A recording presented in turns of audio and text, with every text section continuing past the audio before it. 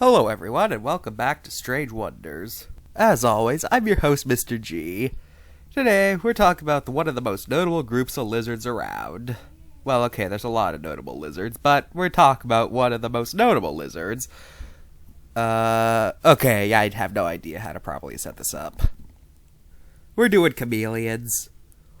Chameleon refers to any lizard in the chameleon family. They're reptiles, they're insectivores, they were described in 1815, and they're found in Africa, Europe, and Asia.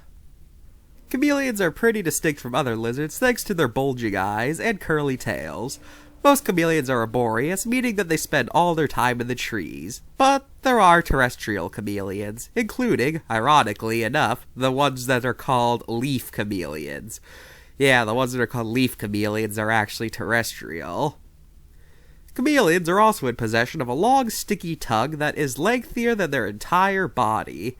With these tongues, the chameleons are able to grab prey from great distances. These lizards also possess some of the most unique eyes in the entire animal kingdom, with each eye being able to look in completely different directions. You know, you guys ever wonder what chameleon vision would look like? I mean, I can't even comprehend something like that, being able to look at two places at once. I just have a hard time picturing that. But, by far the most famous thing about chameleons is their ability to change color. Now, the way most media portrays these abilities is not entirely correct. You see, most media makes it seem like chameleons can literally change their skin to any color or any pattern or sometimes pictures, and then sometimes they can just straight up become invisible. But in real life, a chameleon's color changing ability is a lot more limited and is used as a way to display their emotions, a signal to other chameleons, a way for females to let others know that she's pregnant, a change caused by temperature, and for some, and I repeat, some chameleons, it's used as a form of defense. Now, some notable chameleons include the Jackson's chameleon, which is famous for the fact that it has 3 horns like a triceratops. The panther chameleon from Madagascar, which looks like what most people think of when they think of chameleons.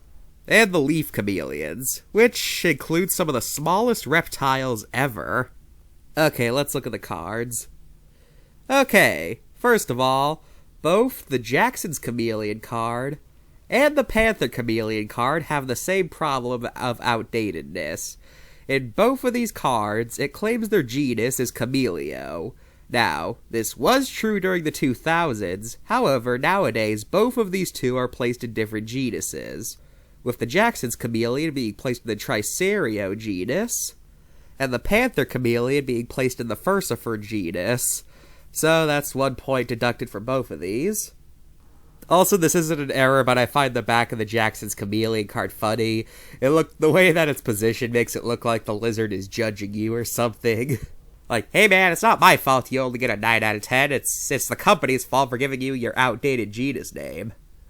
And the Panther Chameleon card looks like he's trying to wake his mom up to inform him he soiled the bed or something. So yeah, both the Jackson's Chameleon and the Panther Chameleon get a 9 out of 10. But there is one more chameleon card. Leaf chameleons.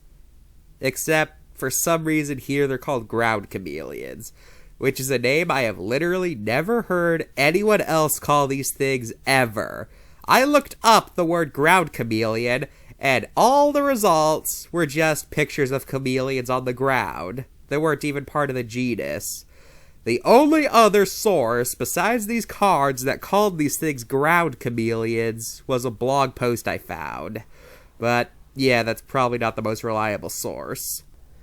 Okay, and for our final funny chameleon thing, they put a picture of one of the smaller members on someone's finger, but right behind it, it looks like that just summoned Godzilla or something, and it's looking at that person's finger and is gonna bite it off with the lizard on it. So yeah, 9 out of 10, but for completely different reasons.